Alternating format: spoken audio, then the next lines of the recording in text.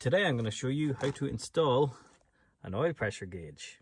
You'll need an oil pressure gauge and an installation kit. I'll show you why. This is my EJ20 in my Subaru, and as you can see, this oil line here has been cut. That's because this junction was leaking, and I had to put the junction in because I had to cut it and so on and so forth. Anyway, it was also leaking at the sensor down in here, so we need to change the sensor wiring rather than the gauge.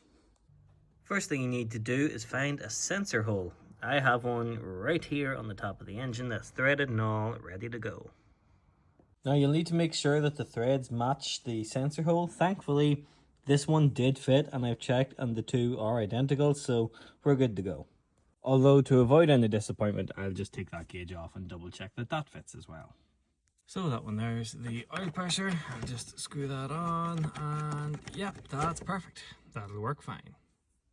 Next step is finding where that's routed into the car, and it's in the bulkhead somewhere.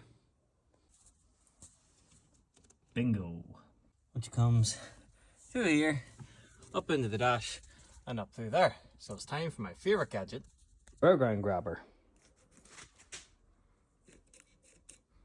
which we're going to use to shove this down through here, which allows me to just pop this bottom trim off. And then the thing comes out right here. Now I can just feed that down to the engine bay. And from the engine bay side, we're going to do the same. Feed it back out. Although it helps if it stays on. Now it's time to fit the pipe to the gauge. And usually I put a little bit of PTSD tape. It's PFT, I know, shut up. Around the threads just to make sure it doesn't leak. Plumber tape, I think some people call it. So we have the pipe coming up, going into here, which has the PTFE tape on it, all good and snug. But we're not going to put this back together yet until we start the car afterwards and make sure it doesn't leak up here. Then onto the bonnet, you do the same with where your sensor hole is. I've covered mine with this very useful bit of plastic here so it doesn't chafe against anything.